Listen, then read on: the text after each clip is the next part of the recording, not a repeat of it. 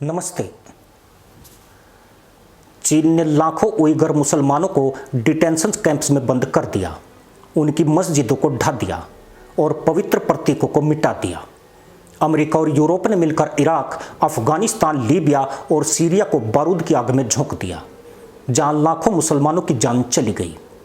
रूस ने सीरिया से लेकर चेचन्या तक वो तबाही मचाई कि हंसते खेलते शहर मलबे के ढेर में बदल गए। लेकिन क्या आप जानते हैं कि दुनिया के इतिहास का सबसे बड़ा और खौफनाक पाखंड क्या है? इन महाशक्तियों की इस क्रूरता के खिलाफ इस्लामिक देशों का संगठन यानी OIC या कोई भी बड़ा मुस्लिम देश खुलकर खड़ा होना तो दूर, एक कड़ा बयान तक नहीं देता। लेकिन जैसे ही बात भारत की आती है तो कुछ खास देशों के पेट में अचानक दर्द क्यों होने लगता है। कश्मीर का कोई आंतरिक मुद्दा हो या सोशल मीडिया पर फैलाया गया कोई फर्जी प्रोपेगेंडा, पाकिस्तान, तुर्की या मालदीव जैसे देश भारत के खिलाफ जहर उगलना क्यों शुरू कर देते हैं? क्या वाकई दुनिया के मुस्लिम देश भारत से चिढ़ते हैं, या फिर इसके पीछे अरबों डॉलर के कर्ज, महाशक्तियों के खौफनाक मिलिट्री बेस और अपने ही लोगों के खून के सौदे का कोई ऐसा गंदा खेल है जो आपसे छुपाया गया है? आज के इस वीडियो में हम किसी जज्बात में बहकर बात नहीं करेंगे। आज हम इतिहास, भूगोल, अंतरराष्ट्रीय थिंक टैंकों के चौंकाने वाले आंकड़ों और जियोपॉलिटिक्स के उन कड़वे सत्यों को बेनकाब करेंगे जिन्हें सुनकर आपके पैरों तले जमीन खिसक जाएगी। वीडियो के एक एक सेकंड में ऐसा सच छिपा है जो आपकी सोच को हमेशा के लिए बदल देगा, इसलिए इसे आखिर तक जरूर देखिएगा। चलिए कहानी की शुरुआत उस गुस्से से करते हैं जो दुनिया के मुस्लिम देशों को चीन पर दिखाना चाहिए था, लेकिन वहां कब्र जैसा सन्नाटा क्यों छाया है? इसके पीछे छिपा है एक ऐसा राज जो इन देशों की संप्रभुता को खोखला कर चुका है। चीन के सिजियांग प्रांत में क्या हो रहा है, यह आज संयुक्त राष्ट्र की रिपोर्ट्स में भी दर्ज है। वहां दाढ़ी रखने पर पाबंदी है, रमजान में रोजा रखने पर जेल हो जाती है और कुरान के अनुवाद को कम्युनिस्ट पार्टी की विचारधारा के हिसाब से बदला जा रहा है। लेकिन सऊदी अरब, यूएई या पाकिस्तान ने कभी चीन के खिलाफ उंगली तक नहीं उठाई, क्योंकि इसके पीछे काम करता है चीन का सबसे खतरनाक हथियार, डेट ट्रिप डिप्लोमेसी यानी कर्ज का मकड़ जाल। चीन ने अपनी बेल्ट एंड रोड इनिशिएटिव के जरिए दुनिया के 30 से अधिक मुस्लिम बहुसंख्यक देशों को अरबों डॉलर का ऐसा कर्ज दे दिया है कि वे अपनी आवाज ही खो चुके हैं। इस जाल में सबसे बड़ा मोहरा है पाकिस्तान। अंतरराष्ट्रीय वित्तीय संस्थाओं के आंकड़ों के अनुसार पाकिस्तान पर चीन का करीब 30 अरब डॉलर से ज्यादा का द्विपक्षीय कर्ज बकाया है। हालत यह है कि पाकिस्तान अपने कुल द्विपक्षीय बाहरी कर्ज का 72% से अधिक हिस्सा अकेले चीन को देता है। पाकिस्तान तो इस कर्ज के तले इतना दबा है कि उसके हुक्मरान ऑन कैमरा कह देते हैं कि सिजियांग में क्या हो रहा है हमें कुछ नहीं पता। लेकिन कहानी सिर्फ पाकिस्तान की नहीं है। हिंद महासागर के छोटे से देश मालदीव को देखिए, उसके कुल द्विपक्षीय कर्ज का 68% हिस्सा अकेले चीन की तिजोरी से आया है। मध्य एशिया के मुस्लिम देश तुर्कमेनिस्तान पर 12 अरब डॉलर से अधिक का चीनी कर्ज है, जो उसने गैस पाइपलाइन के लिए लिया था। वहीं अफ्रीका के रणनीतिक मुस्लिम देश जिबूती पर चीन का करीब 1.3 अरब डॉलर का कर्ज है। यह कर्ज उसकी GDP के मुकाबले इतना खतरनाक हो चुका है कि कर्ज ने चुका पाने के एवज में वहां चीन ने अपना पहला विदेशी सैन्य बेस तक स्थापित कर लिया है। किर्गिस्तान और तजाकिस्तान जैसे देशों का भी आधा बाहरी कर्ज चीन के पास गिरवी है। यही वो आर्थिक बेड़ियां हैं जो इन देशों को चीन का गुलाम बना देती है।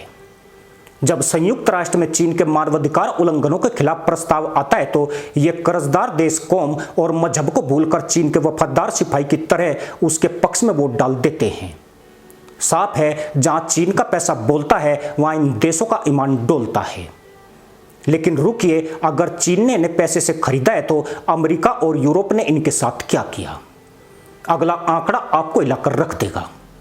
अब उस खौफनाक सच का सामना कीजिए जिसे सुनकर आपके रोंगटे खड़े हो जाएंगे और आप सोचने पर मजबूर हो जाएंगे कि अंतरराष्ट्रीय राजनीति में नैतिकता नाम की कोई चीज नहीं होती।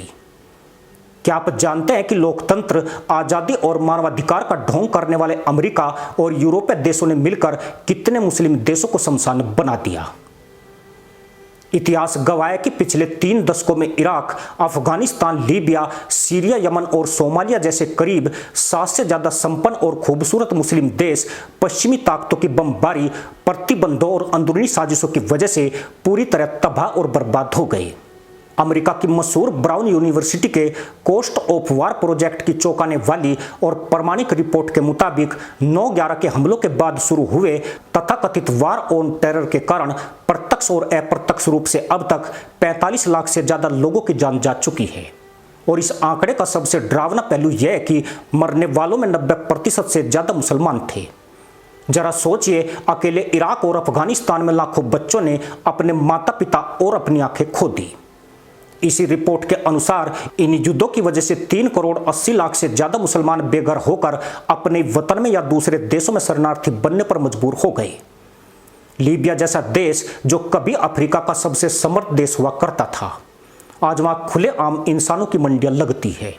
लेकिन सबसे बड़ा सस्पेंस और पाखंड जान लीजिए, जिन पश्चिमी देशों ने मुस्लिम जगत की पूरी एक नस्ल को बारूद से उड़ा दिया, उनके खिलाफ ये इस्लामिक देश कभी खुलकर खड़े नहीं होते, कभी तेल की सप्लाई बंद नहीं करते, न ही उनके खिलाफ प्रतिबंधों की मांग करते हैं।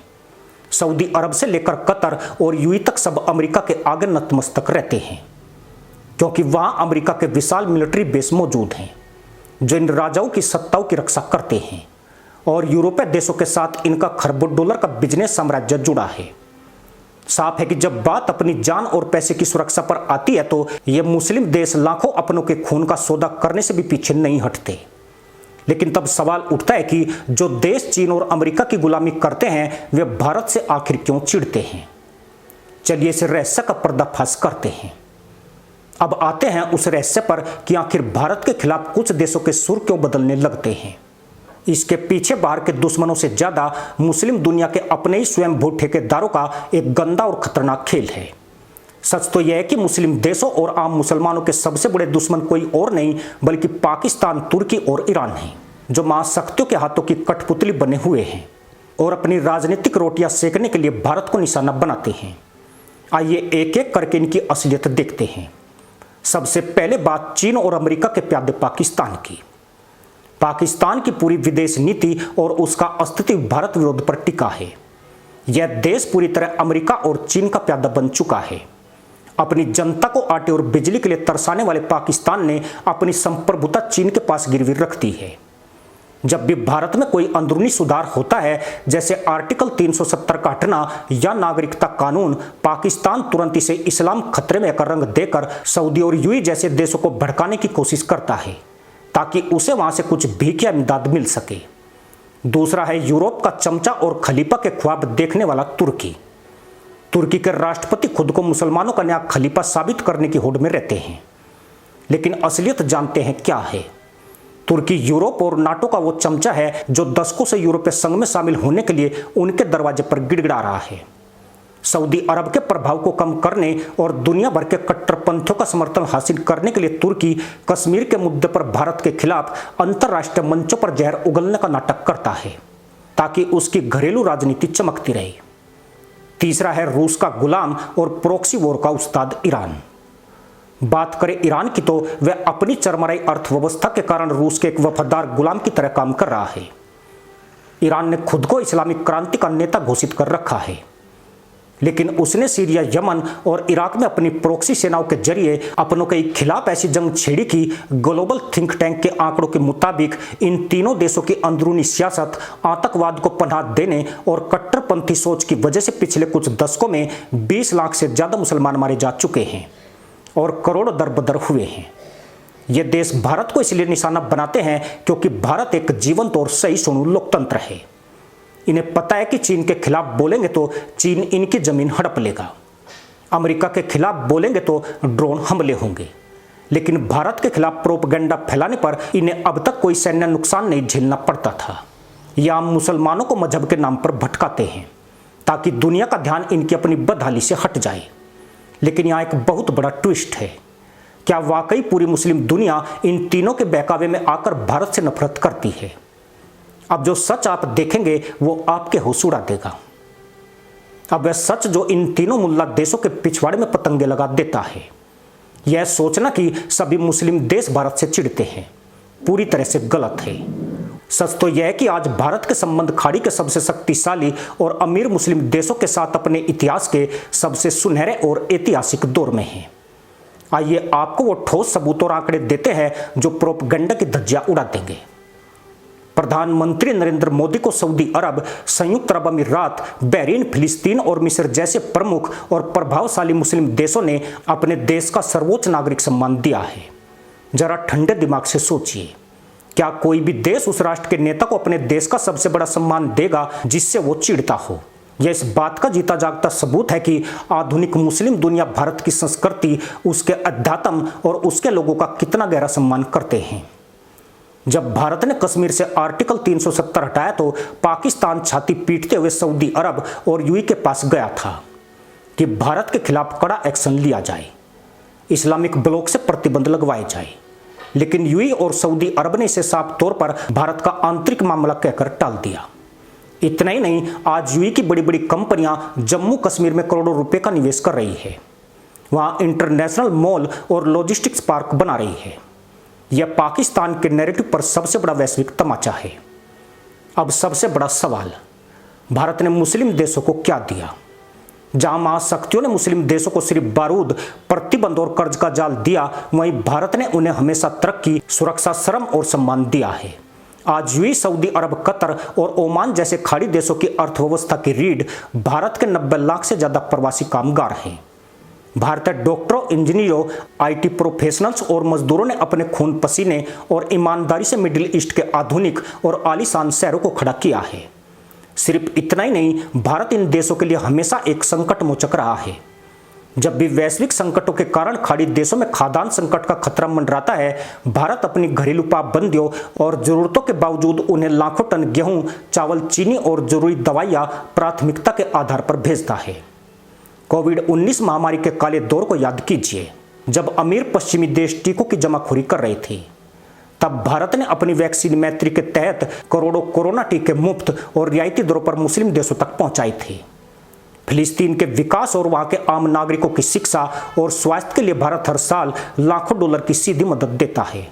इतना ही नहीं, भारत यूएई और सऊदी अरब अमेरिका के साथ मिलकर India middle east Europe economic corridor पर काम कर रहे हैं, जो भविष्य में व्यापार का सबसे बड़ा रास्ता बनेगा।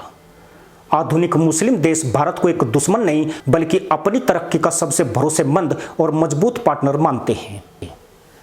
इसी के साथ अनुमति दोस्तों, जय हिंद, वंदे मातरम।